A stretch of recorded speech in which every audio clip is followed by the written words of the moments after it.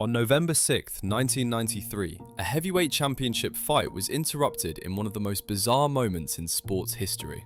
The man responsible was James Miller, who became known as the Fan Man. He was beaten by ringside spectators, arrested, and became an overnight celebrity. This is the story of the Fan Man incident and the absolute chaos that left the boxing world completely stunned. To really understand how absurd this whole thing was, you have to get the gravity of the moment. Riddick Bowe and Evander Holyfield were titans. Their first fight was a brutal 12-round war that saw Bowe emerge as the new undisputed champion. Holyfield, known for his warrior heart, was determined to get his belts back. The outdoor arena at Caesar's Palace was packed with celebrities and boxing fans, all there to see what would happen. And the fight itself was living up to the hype. For 6 rounds, both men were trading heavy shots. Holyfield seemed to have the edge, but Bowe was always dangerous. Then, in the 7th round, Bowe started to find his rhythm, pushing Holyfield back. The commentators were noting that the momentum might be shifting, and that's when a strange buzzing sound started cutting through the noise of the crowd. People started looking up, and something was coming down. And a parachute has just landed on the edge of the ring, has been pulled away by security guards. The fight has been brought to a halt. There's a massive melee at ringside as this fellow with a motorized parachute has landed right on top of spectators and officials at ringside. He's in the midst of a mass of security guards now. Rock Newman, Riddick Bowe's manager, was right there. In the 2nd minute of the 7th round, James Miller, who the world would soon know as the Fan Man, descended into the arena. His target was the ring itself, but his plan, if you can even call it that, did not work in the slightest. The lines of his paraglider got tangled in the lights near the ring, and for a terrifying moment, he dangled above the crowd before crashing onto the top rope. And that's when all hell broke loose. The referee, Mills Lane, immediately stopped the fight. The scene just descended into a full-blown riot. Bowe's security, seeing some unknown guy literally drop in on their fighter, reacted with violence. They pulled Miller into the crowd, where he was attacked from all sides. One security officer reportedly struck Miller 20 times, and he was beaten unconscious in the melee. Amidst the chaos, Riddick Bowe's pregnant wife, Judy, fainted at ringside and had to be rushed away by paramedics. For 21 agonizing minutes, the most hyped heavyweight fight of the year was at a total standstill. The crowd was in shock. Some spectators near the crash actually started cutting up Miller's paraglider to take home as bizarre souvenirs. In the ring, the fighters tried to stay warm, but the energy was shattered. Evander Holyfield, a man of deep faith, was seen praying. Riddick Bowe, who had just been gaining momentum, was pacing, trying to process the madness. The incident was so unprecedented that Mark Ratner, the executive director of the Nevada Athletic Commission at the time,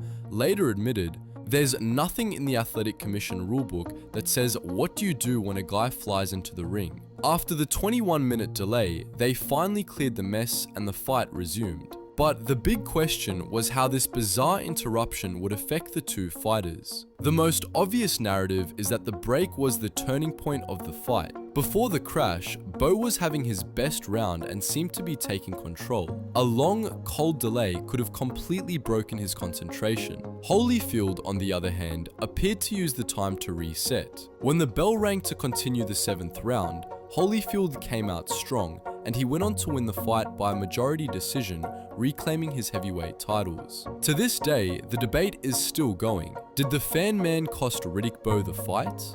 Bowe's camp definitely thought so, arguing the interruption gave Holyfield a much-needed break right when he was under pressure.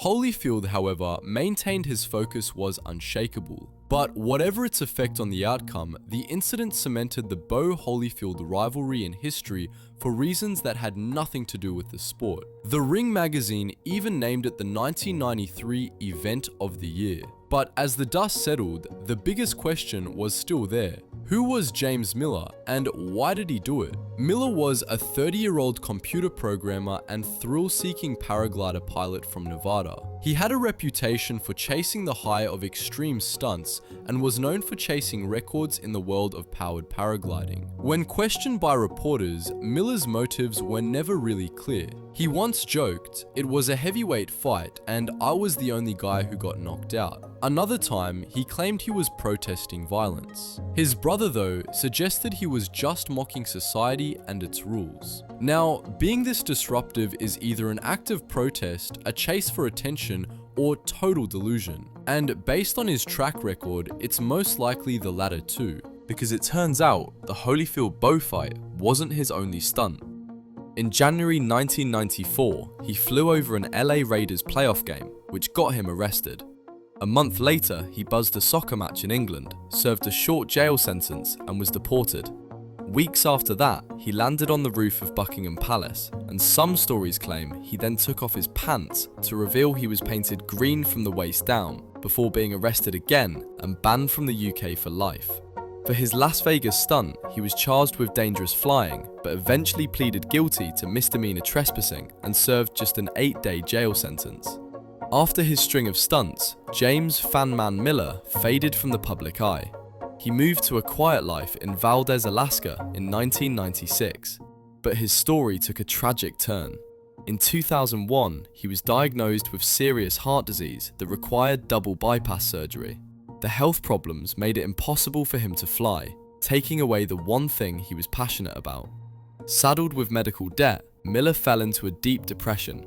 In September 2002, he disappeared while hiking on a remote trail.